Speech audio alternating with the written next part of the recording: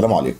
انا والله مش عارف من غير الاهلي كنا احنا هنقدر نعيش ازاي في مصر. ما الاهلي ده الحاجه الوحيده اللي كويسه في مصر، الحاجه الوحيده اللي بتفرح الناس. طبعا هي بتفرح معظم الناس مش كل الناس، لان في شويه ناس ضد الفرحه فبيشجعوا انديه تانية. انا بتكلم عن الناس الاهلاويه اللي بيشجعوا الاهلي. الحاجه الوحيده اللي بتحسسهم ان الدنيا لسه بخير وان في امل في الحياه هو انا عارف ان الكوره في الاول والاخر للترفيه، ومن غيرها احنا مش هنموت، وان في حاجات كتير جدا في الحياه اهم من الكوره. بس هو ده حلنا، احنا هنعمل ايه يعني؟ ده حلنا. الكوره مش اكل عيشنا ولا حاجه، بس اهي الحاجه الوحيده اللي بتفرحنا والله في الحياه بما اننا مصريين. يعني ليله امبارح الاهلي خد فريق مديامه على حجره، دلعه اخر دلع. قال له تعالى يا بابا، تعالى تعالى تعالى، انا عارف انت عاوز ايه بالظبط، وريحه خالص خالص خالص خالص. وبعدين لبوا على قفاه، وبعدين رجع تاني يدلعه تاني.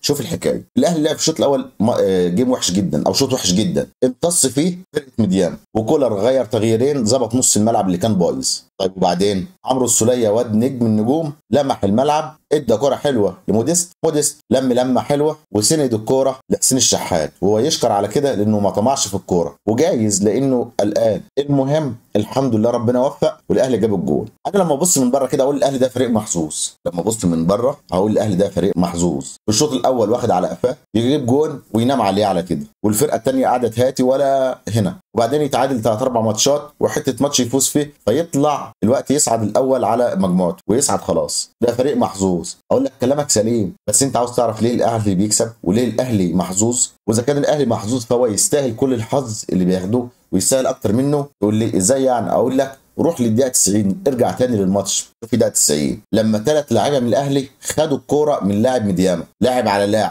لاعب مديامه هاجم في نص ملعب النادي الاهلي، قبل واحد من الاهلي لاعب من فريق الاهلي، بعد شويه انضم على اللاعب الاهلي لاعب تاني من الاهلي، بقوا 2-1. مش كده وخلاص، ده تقريبا انضم لهم امام العاشور، بقوا 3-1. عرفت ليه الاهلي بيكسب؟ لان في روح النصر عند اللعيب، روح القتال على اللعب او القتال على النصر، مش روح انهزاميه. ما فيش حد بيلعب لنفسه، ما فيش حد في الفريق بيلعب لنفسه.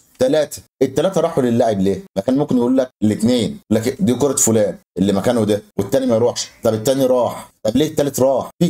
في فرقه بعقليه نجاح عاوزه تنجح، في اداره. الاهلي من الاخر خد الفرقه زي ما بقول لك كده، نيمهم ادالهم على قفاهم، رجع تاني نيمهم، وبدا ياخد ويدي معاهم وخلص الماتش بالمطلوب منه. المطلوب منه اللي هو ايه؟ الفوز. الاهلي فاز 1-0. واحد يقول لك يا عم ده حته الجون، اقول لك صح حته الجون. الاهلي لو كان مطلوب منه يفوز ب2 كان جاب 2، لو كان مطلوب منه يفوز ب3 كان جاب 3، لو كان مطلوب منه يفوز ب4 كان جاب ال4.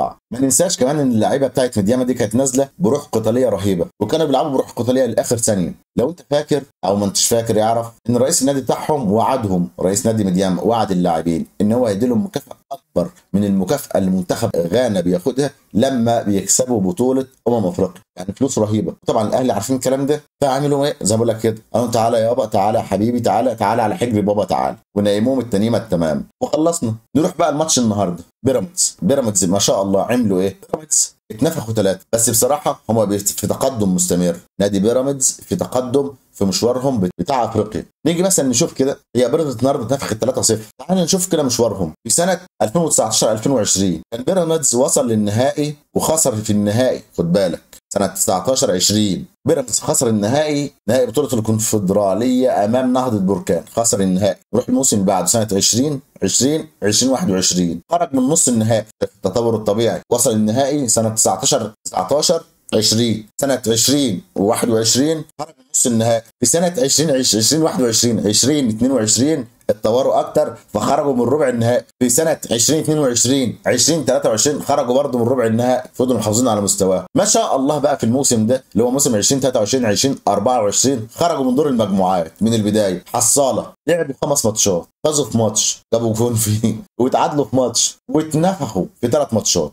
مستواهم ما شاء الله يعني في تحسن. اول مره لعبوا وصلوا النهائي، ثاني مره قبل النهائي، ثالث ورابع مره كانوا في ربع النهائي، اخر مره اللي هي السنه دي اللي هي النهارده ايوه كانوا بيلعبوا النهارده اكسوا بره من دور المجموعات. احنا ما عندناش في مصر فريق بيشرف الكره المصريه في اخر 20 سنه الا الاهلي المصري. الاهلي فريق مرعب فعلا. هنا المشكله مش في اللعيبه نفسها، لان الاهلي لعيبته كلها اتغيرت. يعني انا متخيل او فاكر ايام ابو تريكه وحمد حسن وعماد متعب ومحمد بركات، محمد شوقي، حسام غالي، احمد فتحي، كل اللعيبه الجامده ديت، دول مين مين اللي هيجي بعد كده يعمل الانجازات اللي الاهلي عملها في وجود الابطال دول يعني، او النجوم دولت؟